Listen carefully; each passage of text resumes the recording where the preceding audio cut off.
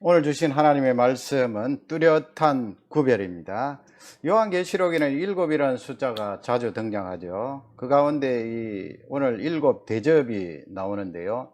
이 일곱 대접은 일곱 인봉, 일곱 나팔과 연결이 되어 있는데, 이 세 가지 내용을 보면서 오해하는 것은 사람들이 역사적 순서로 그렇게 생각을 합니다. 일곱 인봉 지나면 일곱 나팔, 역사적으로 그 순서대로 일어나고, 그 다음에 일곱 대접이 또 역사적인 순서로 일어난다, 그렇게 생각하는데 그렇지 않습니다.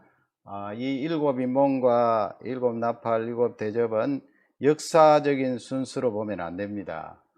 그러면 어떻게 보느냐? 점진적이고 반복적이다 하는 것을 우리는 꼭 기억해야 됩니다. 점진적이라는 것은 앞으로 쭉 나아가는 거죠.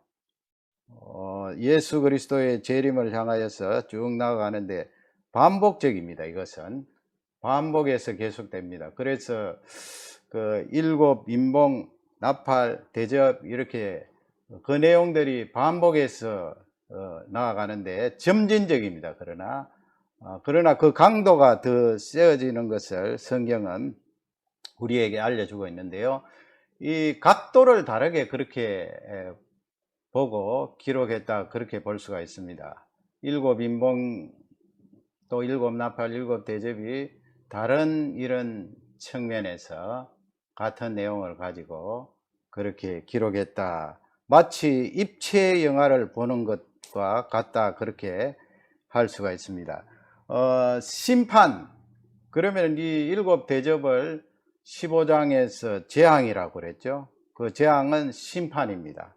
왜 하나님께서 이 재앙을 이 땅에 섭리하시고 허용을 하시는가? 왜 심판을 하시는가?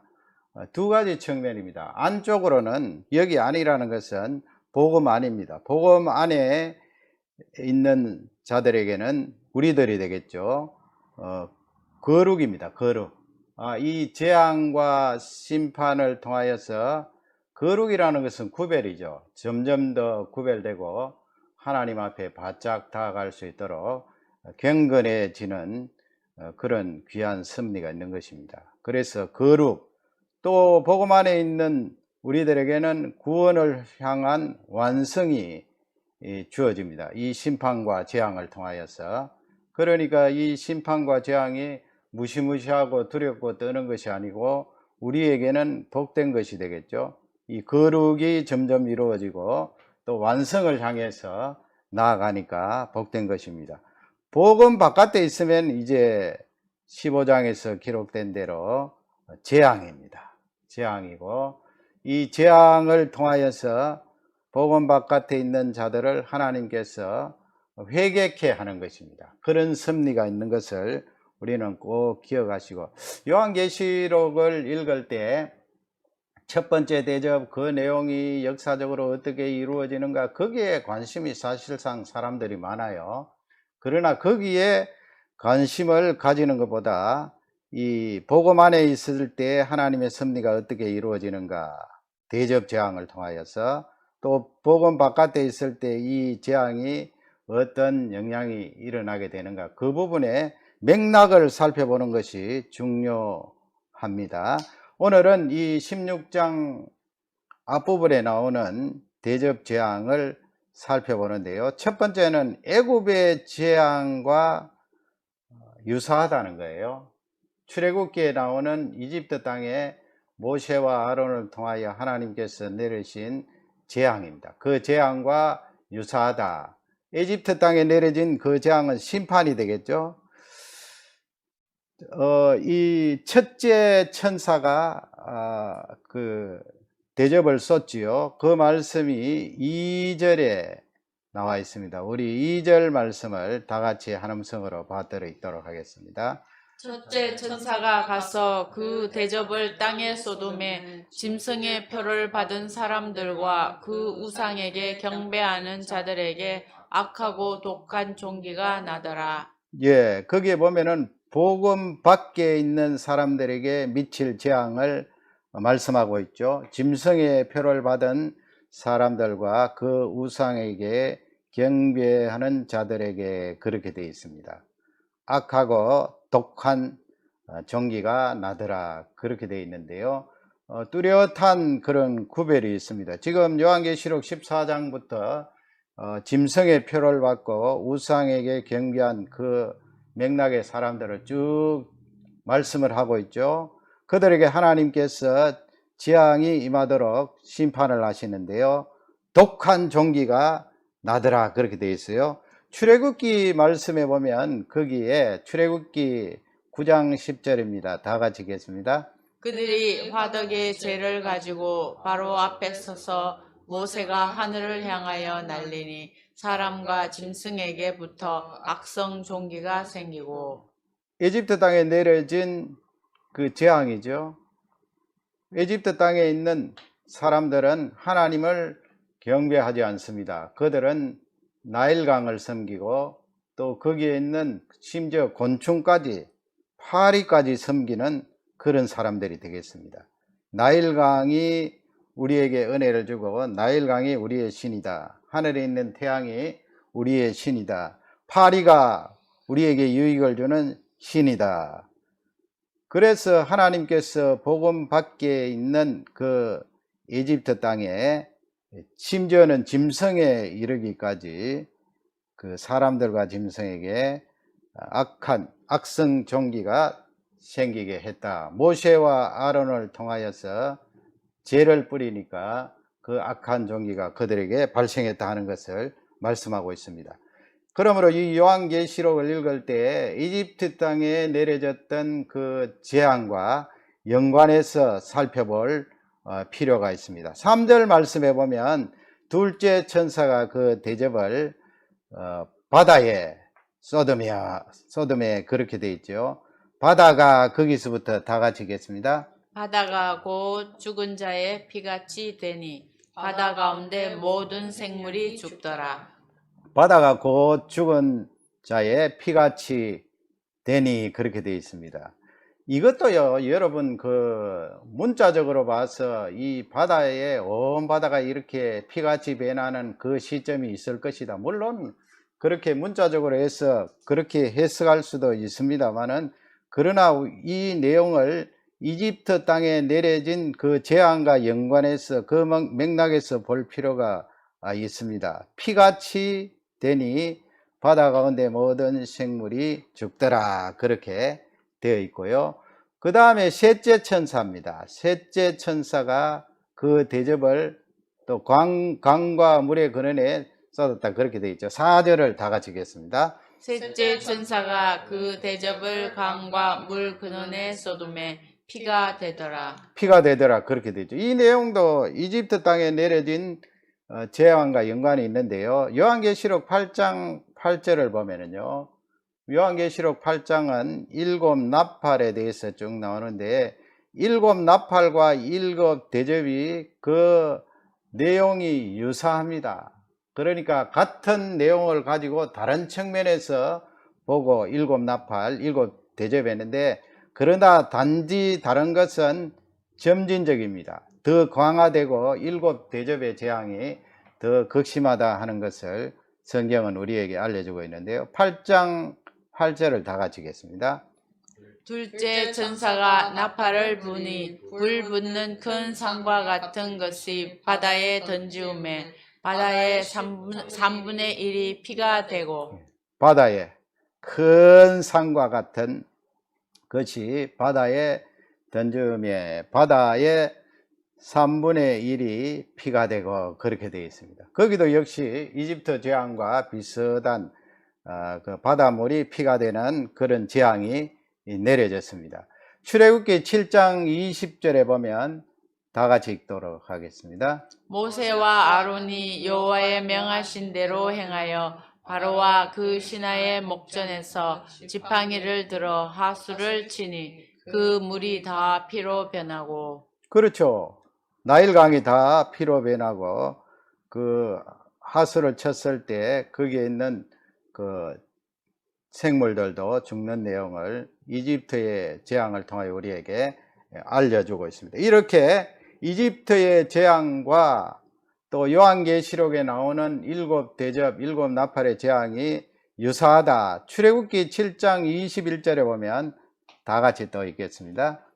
하수의 고기가 죽고 그 물에서는 악취가 나니 애굽 사람들이 하수물을 마시지 못하며 애굽 온 땅에는 피가 있으나. 예, 이렇게 하수에 있는 강에 있는 물에 있는 그 생물들이 피로 변한 그 가운데 죽음을 당하게 되더라. 그러니까 이 일곱 대접 일곱 나팔의 재앙을 통하여 우리는 이 재앙들이 이집트 땅에 내려진 재앙과 유사하다 하는 것을 살펴보았습니다. 그러면은 하나님께서 왜 이렇게 재앙과 심판을 섭리하시는가? 주 초점은 두 번째로 넘어가서 의지의 대상입니다. 의지의 대상. 내가 누구를 의지하는가? 여러분, 복음 바깥에 있으면 하나님을 의지하겠습니까? 아니에요. 눈에 보이고 자기들에게 유익을 주는 그런 내용물에 그것을 신으로 삼고 의지하게 되는데, 이집트에 재앙을 내릴 때 하나님께서 그것을 잘 알고 계십니다. 이집트에 있는 사람들은 태양을 의지합니다. 나일강을 의지합니다. 심지어는 파리를 의지합니다. 그러니까 하나님께서 파리를 내리시게 되는 거지요. 의지의 대상이 누구냐, 그 부분에 있어서 하나님께서 그 부분을 치시고 재앙을 내리십니다. 요한계시록 8장 9절에 보면 8장 9절을 다 같이 읽도록 하겠습니다. 바다 가운데 생명 가진 피조물들의 3분의 1이 죽고 배들의 3분의 1이 깨어지더라. 여러분 거기에 보세요.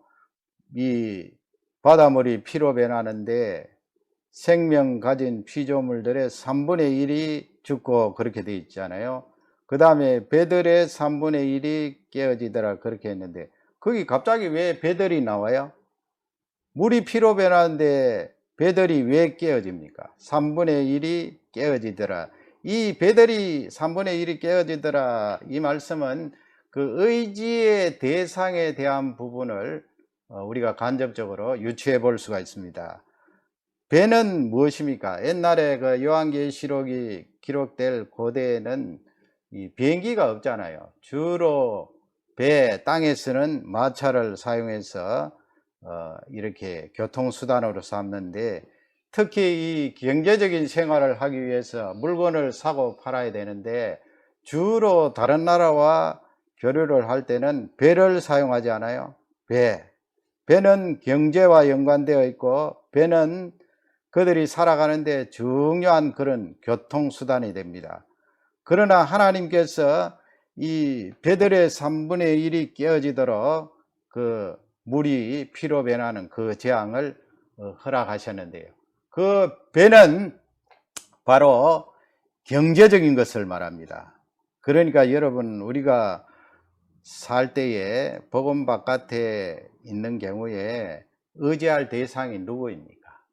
의지할 대상이 하나님이 아니고 자기가 가지고 있는 소유 재물이 아니겠어요? 내가 어떻게 하면 돈을 많이 벌까? 그 소유와 재물을 의지하고 일생을 살아가게 되는데요. 복음 안에 있는 사람들도 이 세상에 심취하게 되면 그와 같은 일들이 우리 가운데 일어나게 됩니다. 배들의 3분의 1이 깨어졌다, 이 말씀은 내가 의지하는 대상이 박살이 나도록 하나님께서 재앙을 섭리하신다, 이 말씀이에요. 고대에 여러분, 배가 깨어지면 어떻게 먹고 삽니까? 자신이 의지하고 거기에 소망을 걸었던 그 내용들이 다 깨어지니까 그 사건을 통하여 하나님을 의지하게 되고 하나님께 돌아올 수도 있고 또 하나님을 바라보게 되는 것입니다. 3분의 1이 깨어지더라 그렇게 되어 있고요. 본문 8절 대접, 넷째 대접 8절입니다. 다 같이 읽겠습니다. 넷째 선사가 그 대접을 해에 쏟음에 해가 권세를 받아 불로 사람들을 태우니. 좀 무섭지요? 대접을 해는 태양을 말합니다. 태양에 쏟으니 태양이 권세를 받아서 불로 사람을 태우니. 그러나 여러분, 자세히 지금 대접 재앙을 네 번째까지 읽어보면은 사람들이 죽더라 하는 내용은 없어요. 귀한 내용입니다. 해가 건세를 받아 불로 사람을 태우니 그렇게 되어 있죠. 그 다음에 요한계시록 8장 12절 그 일곱 나팔을 보면 비슷한 맥락의 말씀이 나와요. 거기도 넷째 천사가 나팔을 부니 해 3분의 1과 달 3분의 1과 별 3분의 1이 침을 받아 쳤단 말씀이에요. 나팔을 보니 스트라이크, 침을 받아 그 3분의 1이 어두워지니 그랬습니다. 그 3분의 1이 어두워지니, 그 3분의 1이 어두워지니 거기서부터 다 같이 읽도록 하겠습니다. 그 3분의 1이 어두워지니 낮 3분의 1은 비침이 없고 밤도 그러하더라. 이것도 여러분 문자적으로 실제적으로 또 해가 어두워지고 또 달도 어두워지고 별도 어두워지고 그렇게 해석할 수 있습니다만은 여기서 주는 영적인 맥락은 무엇입니까? 해와 달과 별들은 변함이 없다고 우리가 생각하잖아요. 뭐 우리가 도저히 불가능한 일들이 일어나기를 바랄 때 해가 뭐 동쪽에서 뜨는데 해가 서쪽에서 뜨겠다 뭐 그런 말을 하는데요. 하나님께서 만들어 놓은 이 자연의 법칙이 어김없이 다시 반복되고 그 법칙대로 돌아가는 것을 우리가 체험하지 않습니까? 그러나 이 이집트 사람들은 해나 달이나 별들, 특히 이 태양신, 하늘에 우리에게 빛과 따뜻함을 주는 그 태양을 신으로 섬기고 있습니다. 태양신의 나라죠. 의지 대상이 태양이 됩니다. 그러니까 하나님께서 그 이집트 땅의 9번째 재앙이 무엇입니까? 어둠 암흑의 재앙 아니에요. 태양이 빛을 잃고 깜깜한 암흑이 오는 그 재앙을 허락했습니다. 자신들이 신이라고 생각했던 태양이 빛을 잃고 더 이상 밝음을 주지 않을 때 의지의 대상에 대해서 깊이 생각해 볼 수 있는 거죠. 그래서 여기서 나팔 재앙에서도 태양이 이 빛을 발하지 않고 여기 3분의 1, 3분의 1 그렇게 되어 있잖아요. 해 3분의 1, 달 3분의 1, 별 3분의 1이 침을 받아 그 3분의 1이 어두워지니 그렇게 되어 있습니다. 여러분, 우리가 이 태양은 절대로 사라지지 않을 것이다. 복음 안에 있는 사람도 그렇게 생각할 수 있잖아요.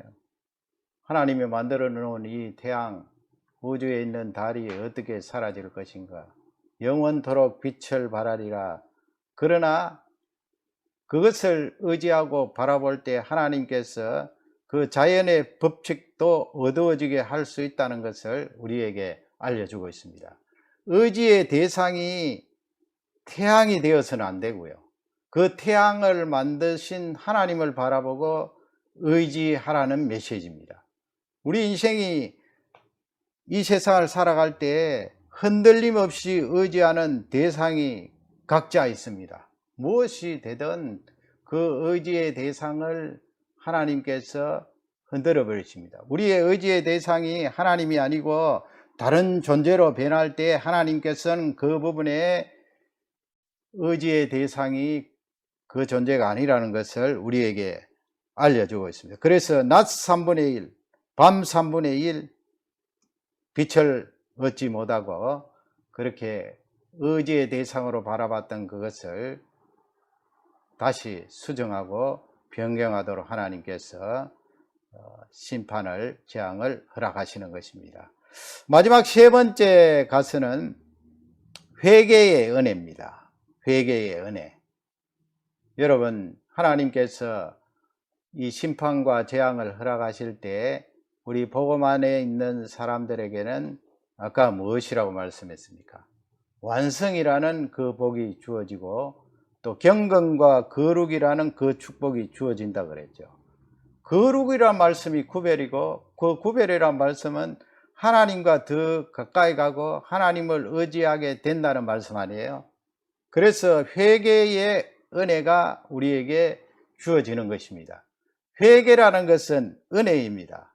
내가 죄에서 돌이키고 하나님 앞에 나아가는 그 행동적이고 의지적인 그 내용을 말씀하고 있는데, 근본적으로 들어가 보면 하나님의 은혜가 거기에 개입되어 있다 하는 것을 알 수가 있는데요. 9절 말씀에 가면 이 복음 바깥에 있는 사람들이 어떻게 행동을 하고 있는가 하는 것을 알려주고 있어요. 9절을 다 같이 읽겠습니다. 사람들이 크게 태움에 태워진지라. 이 재앙들을 행하는 권세를 가진 하나님의 이름을 비방하며 또 회개하지 아니하고 주께 영광을 돌리지 아니하더라. 아멘. 일곱 나팔에서는 태양이 빛을 발하지 않고, 또 이 일곱 대접에서는 태양이 권세를 받아서 사람들을 태운다, 상하게 한다, 그런 말씀인데요. 그렇게 하면 이 사람들이 재앙을 받고 심판을 받고 크게 두려워하고 하나님을 찾고 또 의지했던 대상들을 바꿔야 될 거 아니에요. 그러나 그렇게 하지 않는다는 거예요. 사람들이 크게 태움에 태워진지라 그렇게 되어 있는데요. 이 재앙을 행하는 권세를 가지신 하나님을 도리어 어떻게 해요? 그 이름을 비방한다고 그랬습니다. 또 회개하지 아니한다고 그랬습니다. 그리고 주님께 영광을 돌리지 아니한다. 이 내용을 보면 회개하고 하나님께 돌아온다는 것이 얼마나 큰 은혜인가 하는 것을 우리에게 잘 설명하고 있습니다. 10절에도 보면 이 다섯째 천사가 대접을 그렇게 또 쏟죠. 10절 말씀 다 같이 읽겠습니다. 또 다섯째 천사가 곧 대접을 짐승의 왕자에 쏟으니 그 나라가 곧 어두워지며 사람들이 아파서 자기 혀를 깨물고. 아멘. 여러분, 일곱 나팔에서 큰 산이 아까 읽었잖아요. 바다에 던져진다고 그랬잖아요. 그러니까 피로 변하더라.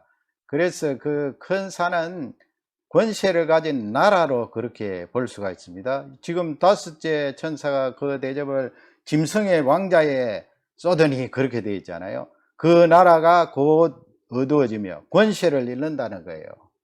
하나님 바깥에 있는 자신의 힘만 의지하고 나라를 정복하고 악을 행하는 그 나라가 곧 어두워지며 사람들이 아파서 자기 혀를 깨물고, 얼마나 고통스러운지 자기 혀를 깨물 정도로 그렇게 고통을 당하는데요. 이렇게 고통을 당하면 의지의 대상을 바꾸고 하나님께 돌아오고 회개해야 되잖아요. 그러나 회개치 않는다는 말씀이에요. 11절에 그 내용이 있습니다. 11절을 다 같이 읽겠습니다. 아픈 것과 종기로 말미암아 하늘의 하나님을 비방하고 그들의 행위를 회개하지 아니하더라. 역시요, 아픈 것과 종기로 말미암아 도리어 하늘의 하나님을 비방하고 그들의 행위를 회개하지 아니했더라, 그렇게 말씀에 기록되어 있습니다. 그러므로 여러분, 우리가 하나님 앞에 나와서 내가 이 하나님 아버지 이렇게 살아서는 안 됩니다, 의지의 대상을 바꾸고 하나님을 의지하기를 바랍니다, 회개합니다, 그렇게 회개하는 것은 하나님의 큰 은혜가 우리에게 선재되어 있다 하는 것을 알 수가 있습니다. 회개가 마음대로 되는 게 아니에요. 하나님의 은혜가 개입되지 않으면 회개를 할 수 없는 거예요. 이렇게 하나님의 섭리로 재앙이 부어짐에도 불구하고 그 사람들이 혈은 깨물었을지라도 하나님께 돌아오지 않는다는 거예요. 도리어 하나님을 비방하고 회개하지 않는 그들의 모습을 볼 수가 있습니다. 마태복음 27장 3절에 보면 가룟 유다에 대해서 거기에 예수님 십자가에 달리시기 전에 그 내용을 기록하고 있습니다. 27장 3절을 다 같이 읽겠습니다. 때에 예수를 판 유다가 그의 정죄됨을 보고 스스로 뉘우쳐 그 은 30을 대제사장 등과 장로들에게 도로 갖다 주며. 아멘. 거기 보면 스스로 뉘우쳐 그렇게 되어 있는데 이건 회개가 아니에요.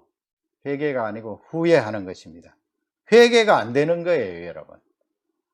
회개가 안 돼요. 스스로 뉘우쳐 그 은 30을 대제사장들과 장로들에게 도로 갖다 주지요. 그리고 이 주일 아침입니다만은 5절에 성경 말씀에 보면 유다가 은을 성소에 던져 넣지요. 그리고 물러가서 스스로 목매어 죽은지라. 앞쪽에 스스로 뉘우쳐 그 말씀이 회개가 아니라는 것을 입증하는 말씀이고요. 하나님 앞에 여러분 회개가 되고 하나님 제가 잘못했습니다. 하나님을 의지합니다. 하나님을 바라봅니다. 그 의지의 대상을 하나님을 붙들고 바짝 나아갈 때에 그 속에는 슬픔과 고통과 좌절이 있는 것이 아니고요. 그 속에는 소망과 기쁨과 하나님께서 나를 붙들어 주시는 그 사유함의 은총을 체험하는 것입니다. 그러므로 회개하는 자는 스스로 자기 생명을 이렇게 던질 수가 없어요. 유다는 회개한 존재가 아니에요. 그냥 스스로 자기 자신이 뉘우쳤을 뿐이고요. 하나님 앞에 회개하지 않은 존재예요. 회개가 안 되는 거예요. 회개가 안 되니까 스스로 자기 목숨을 던진 그런 경우가 되겠습니다.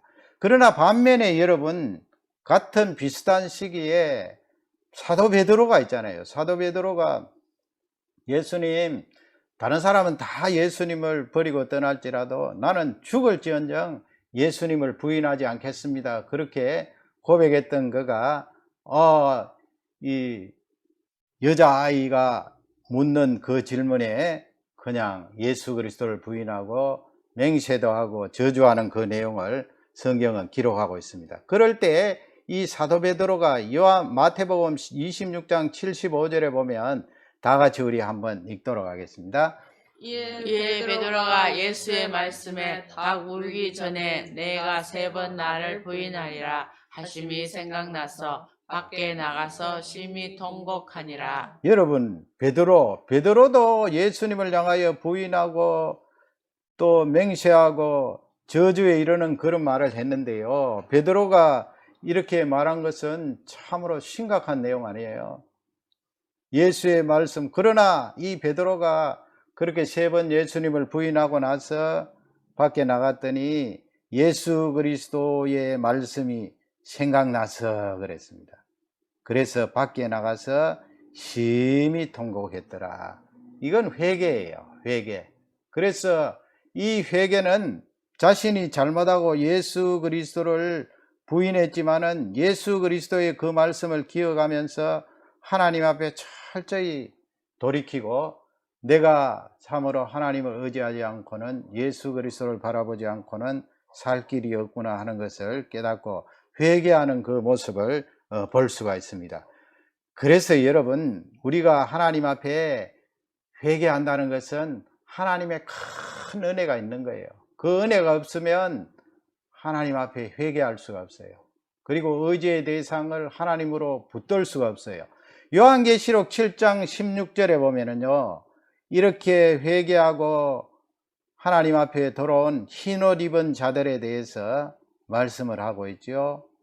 그들에게 하나님께서 주시는 귀한 말씀은 계시록 7장 16절입니다. 다 같이 읽겠습니다. 그들이 다시는 줄이지도 아니하며 목마르지도 아니하고 해나 아무 뜨거운 기운에 상하지도 아니하리니. Never again 그랬습니다. Never again. Never again. 거기 보면은 줄이지도 않고 목마르지도 않고, 우리가 이 세상에 살면서 음식을 먹지만 얼마나 많이 줄여요. 물은 마시지만 얼마나 많이 목말라요. 그리고 자세히 보면은 해나 아무 뜨거운 기운이 상하지 아니하리니 그렇게 되어 있어요. 여러분 아까 읽었잖아요. 천사가 대접을 쏟으니까 이 해가 권세를 받아서 사람들을 태운다 그랬잖아요. 재앙이 임하고 그 재앙으로 말미암아 사람들이 얼마나 고통을 당하고 하나님께 돌아와야 되는데 끝까지 해를 깨물고 돌아오지 않는 그들을 말씀하는데, 복음 안에 있고 회개를 하는 사람들은 해나 아무 뜨거운 기운에 그렇게 돼요. 거기 해는 태양해를 말해요. 태양해. 태양해나 아무 뜨거운 기운에 상하지 아니하리니, 하나님께서 뚜렷한 구별을 말씀하고 있습니다. 그리고 심판 가운데 그들이 돌아오기를 간절히 기다리는 하나님의 섭리를 볼 수가 있습니다. 일곱 대접의 재앙을 보면서 이 일곱 대접은 3분의 1이 아니고 전체에 임하는 재앙입니다. 그 재앙 속에 우리에게 주시는 귀한 섭리는 경건과 완성이라 그랬죠. 그리고 복음 바깥에 있는 사람들에게는 하나님 앞에 회개하고 돌아오라는 강력한 메시지가 담겨 있다고 말씀하고 있습니다. 그러나 여러분, 오늘 우리는 복음 안에 있으면서 하나님 앞에 회개하고 하나님을 의지의 대상으로 바라보는 우리에게는 해나 아무 뜨거운 기분에 상하지 않겠다, 그렇게 우리에게 말씀을 하고 있습니다. 오늘도 이 말씀을 기억하며 한 주간 동안 믿음으로 승리하시기를 주님의 이름으로 축원합니다. 아멘. 하나님